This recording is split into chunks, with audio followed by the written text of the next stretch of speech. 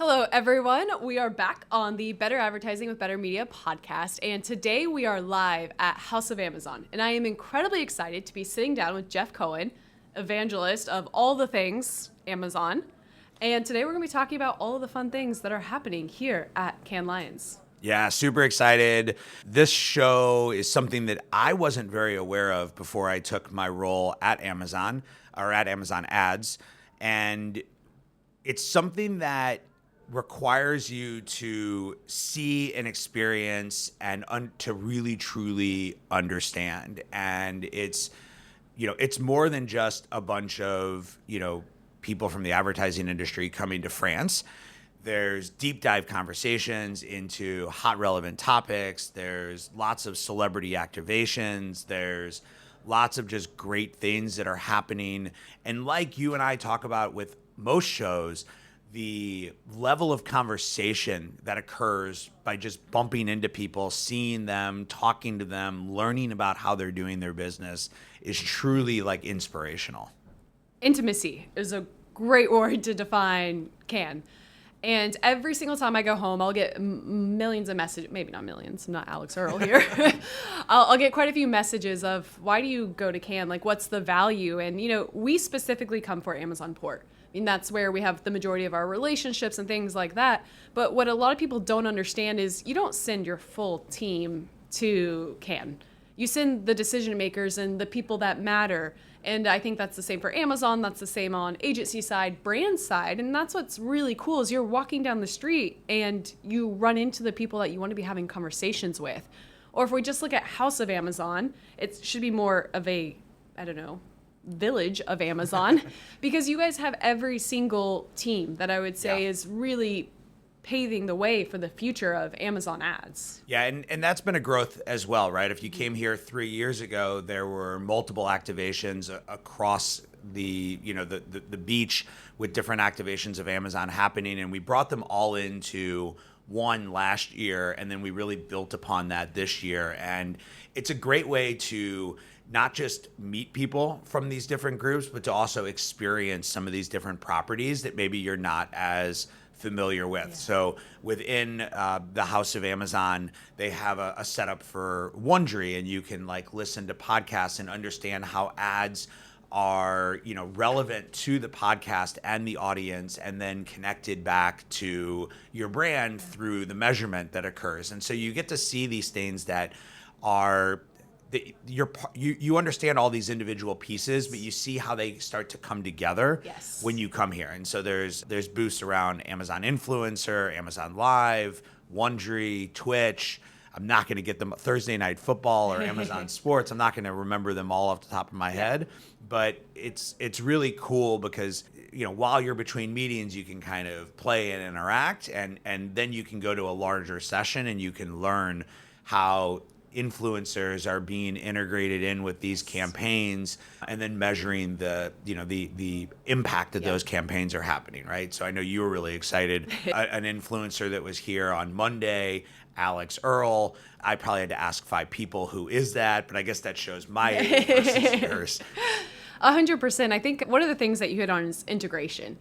When people think of Amazon or Amazon advertising, PPC is still, I think, first and foremost, because a lot of those things historically have been out of touch. To run a national media campaign or to run something on a certain channel, it took a really large budget, or you had to work with a specific team.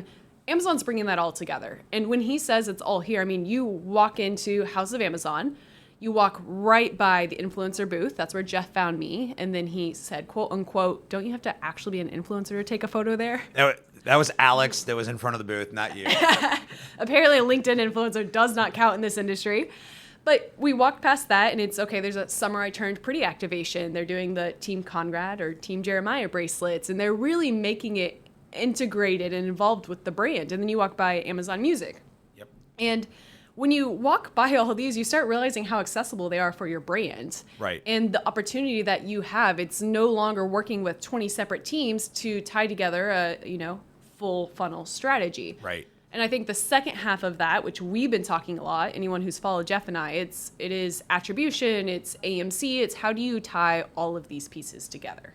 Yeah, Amazon for, I'll say, traditional digitally native brands on Amazon have really understood how performance marketing works on Amazon. And it's been very ROAS, ACOS, tacos focused, right? All these terms that we really coined, which are all based on last touch attribution. Yeah.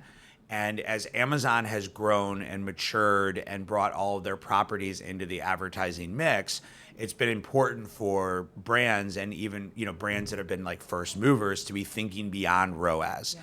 And it's an easy kind of buzzword to kind of be talking about on stage and be like, you need to think beyond ROAS. But what does that mean? It means that you need to be thinking beyond last touch attribution. That's like its simplest form. And as you start to think about last touch attribution, that means that the last ad that somebody saw gets credit for the acquisition that occurs. But when you do that, you limit yourself to all of the other things that happened in the life of that particular consumer. And so when you start to actually look at the consumer journey using a tool like Amazon Marketing Cloud, and you start to see all these other touch points that are occurring, you can start to actually build in a multi-touch attribution type model to understand the impact that these other signals are having on your marketing. So it's not just about being on a podcast, it's about a podcast audience being part of a user's journey, and then you can buy all that through Amazon in your different marketing activations. And if none of that made sense to you, no, Jeff broke it down incredibly well. But one of the people that we spoke to earlier this week was Ekta from Elf Beauty. Yep.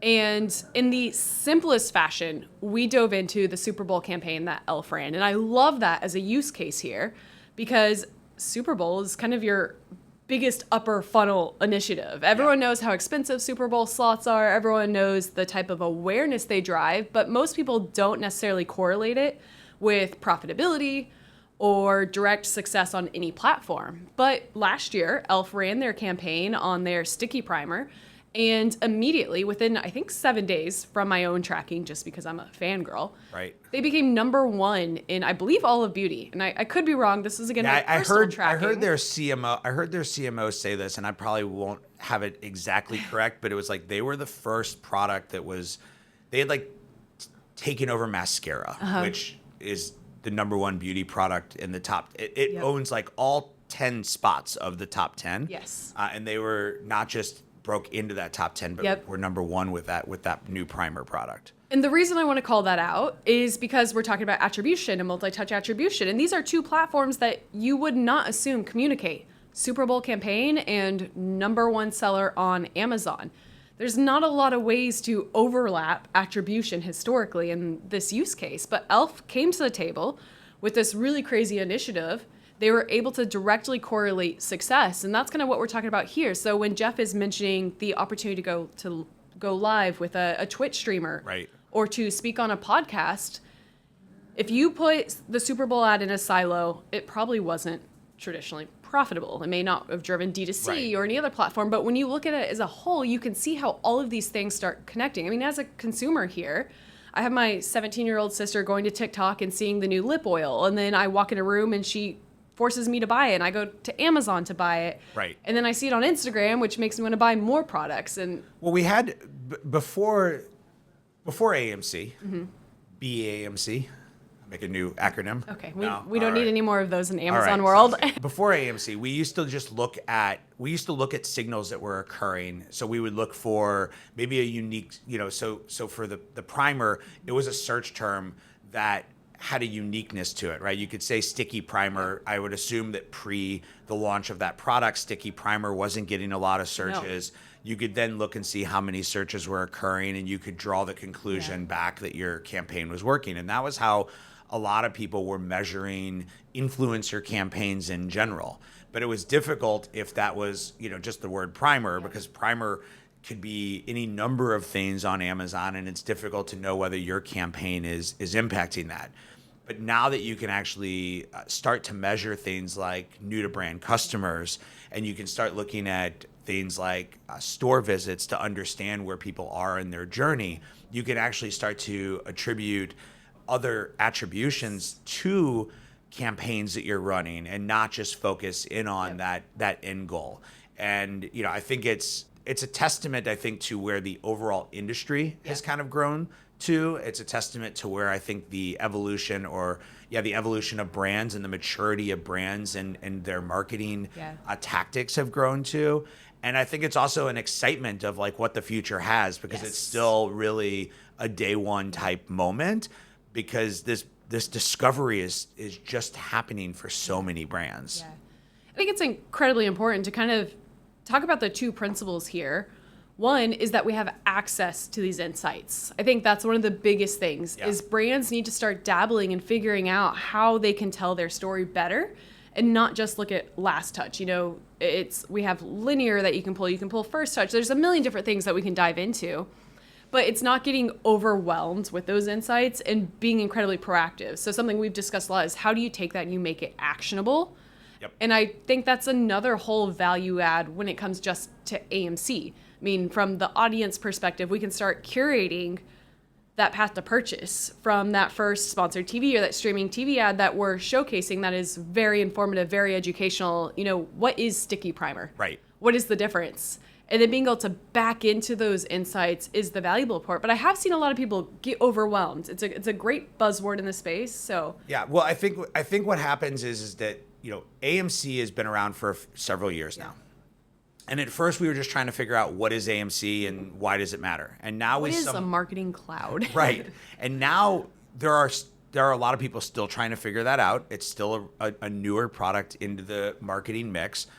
But now you are getting to this point where brands that have been using it for a year or 2 years or more are working heavier on the I was learning the insights, right? That's kind of like the opening of the door, is that AMC gives you these insights, and then the what do I do with them is the how do you take the insights and turn them into actions. And that's where I think you're starting to get this brand evolution starting to occur. It's not too late though for the brands who aren't doing this, because it's honestly the perfect time to hop in, because it is. It's 100% more accessible in my opinion. A lot of your newer rollouts just directly within ad console from a usability perspective, it's 10x, and you don't necessarily need SQL in the future to access some of the information. Yes, and I think, you know, I've met with numerous brands here at the show, and you know, I'm somewhat surprised but not always shocked at how many of them are just getting started with AMC. Not everyone can be a first mover. Correct. And I think that's something that's important, and it's something that kind of grounds me as somebody who speaks a lot to the industry. Like, we are always challenged with coming out with new content. But we also have to remember that people are still catching up with the things because it wasn't right for them and their mix to be using it at that time. And so I agree with you. There's no better time if you're not using it to be using it.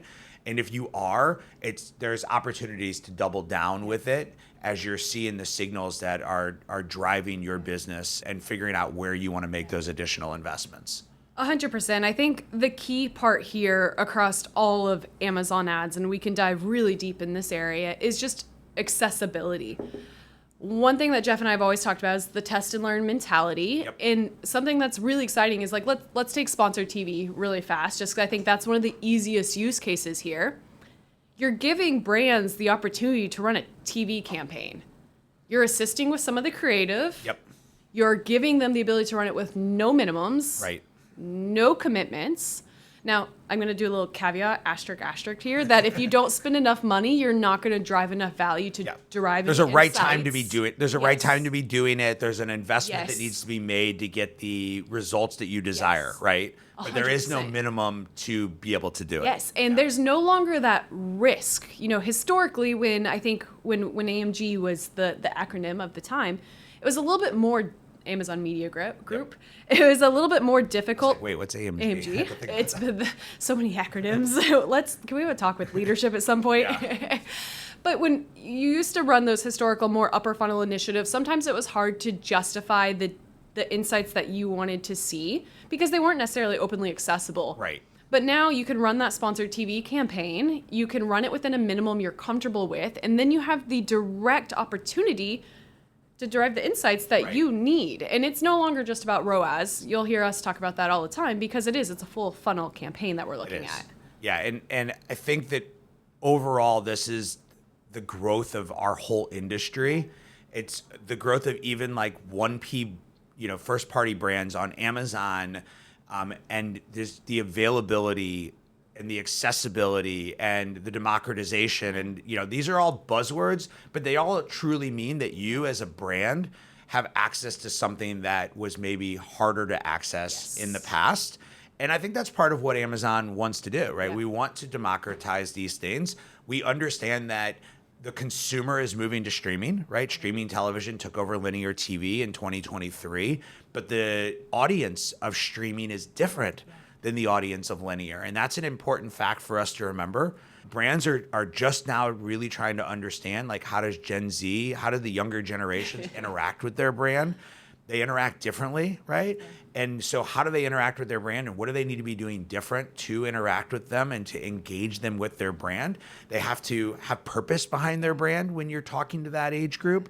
They have different things that are important to them than, like, say, somebody like me, right? Who maybe shops in a more traditional type of way, used to go to a mall to buy things and understands things in a different way. And so, I consider myself, we were having a great conversation last night around, like, streaming television and advertising and, like, how ads interact with streaming TV, because I have all of the services with ads because I like to see how each one is working different, just so I can be more educated to talk about it. And it is really interesting how the streaming services are beginning to figure out what ads need to look like.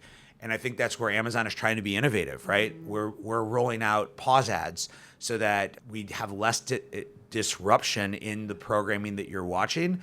But when you do pause to get up and go to the kitchen and grab something, there's ads running. But then those ads become interactive, right? You can run brand trivia campaigns, ability to run ads based on the audience that's watching. So you can buy one spot for, Amazon Thursday Night Football, but you can have different ads that are running based on the demographics that you're trying to go after for different products in your product mix.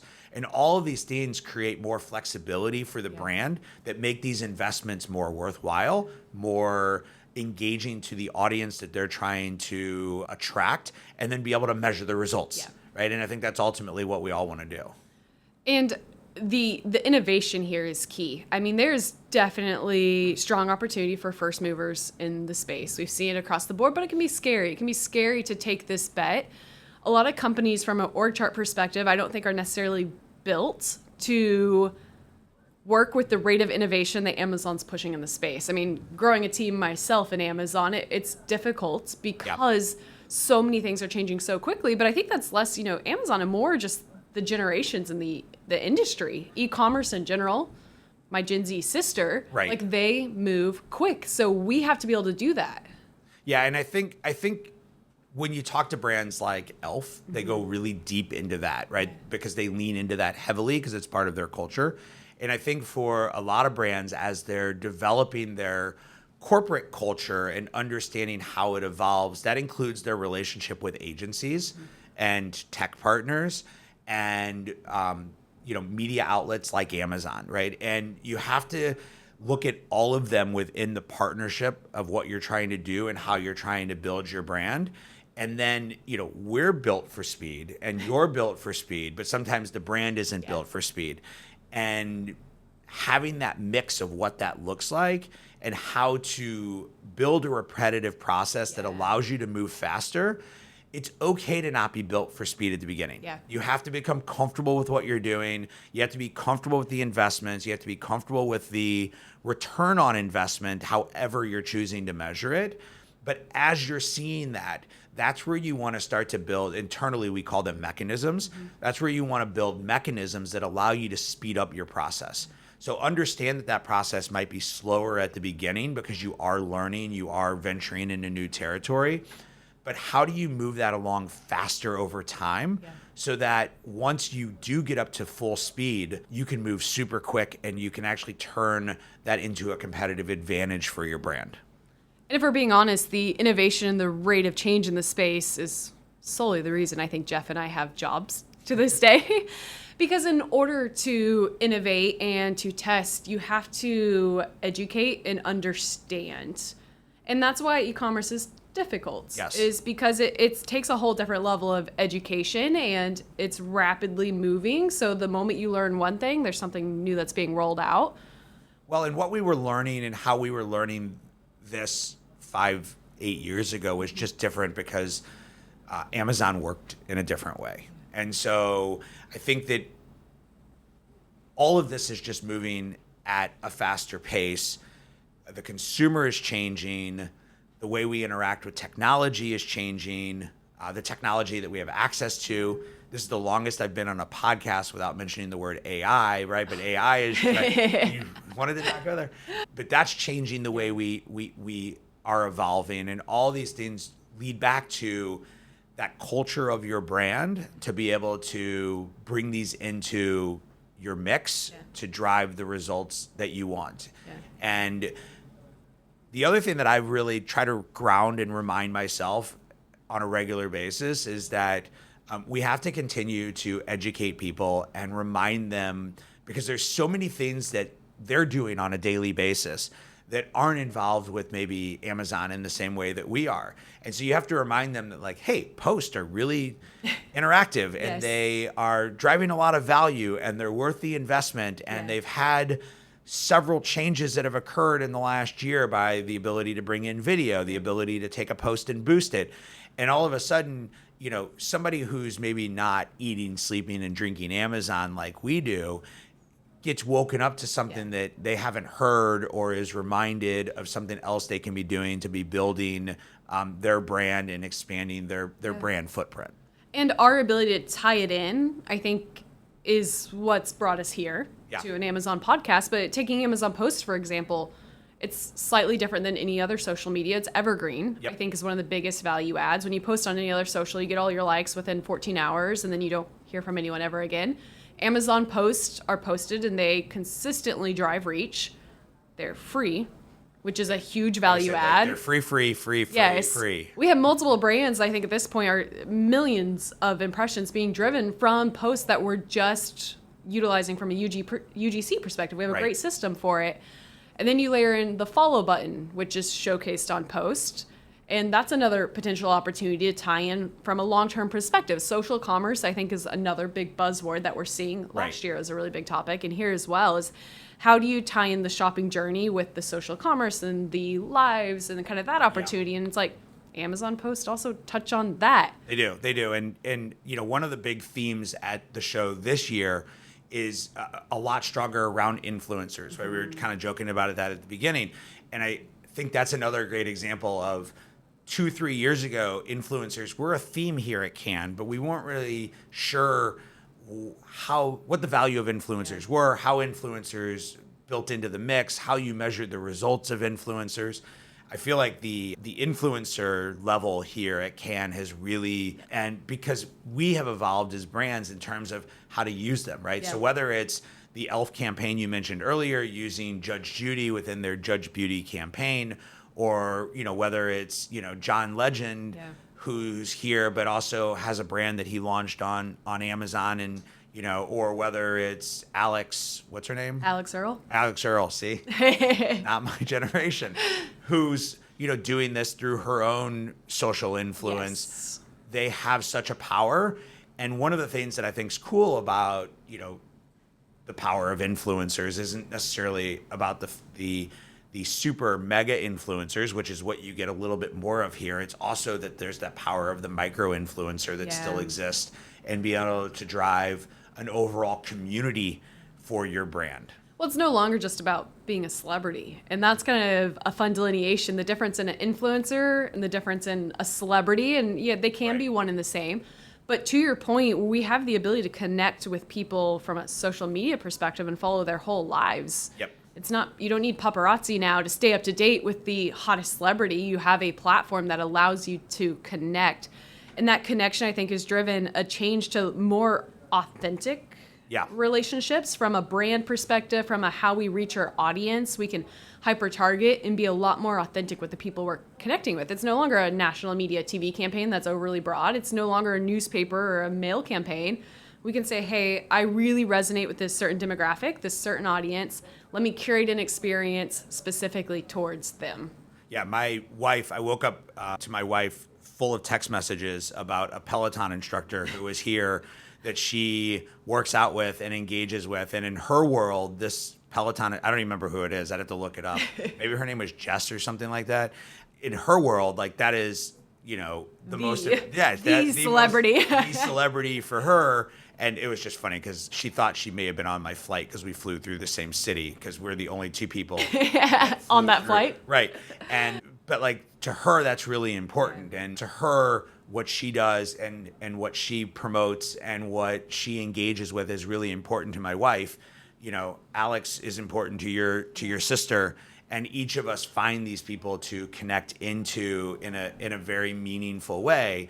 Just like, not to put us at the same level as that, but there's people who will look to you for that inspiration or that motivation, across LinkedIn to understand what's happening within the Amazon community as well. And so it's kind of like, how does it happen with big brands? How does it happen with us as smaller, with smaller brands? How does it happen with us in the Amazon community? Yeah. And I think that's, one of the things that's really being highlighted throughout this whole event is just that power and that connectivity that can occur. So if I were to summarize Can and House of Amazon, it's connections, relationships, authenticity, and measurement. Yeah. I was going to say integration, but measurement's definitely the piece that brings it all together. Absolutely. I think that's always been missed historically. Everyone's been dabbling in these areas, but now we have the puzzle pieces that can really come together and paint the picture, for lack of a better term. And that's the value of Can. Yes. That and the concert. In the concert. But mic drop.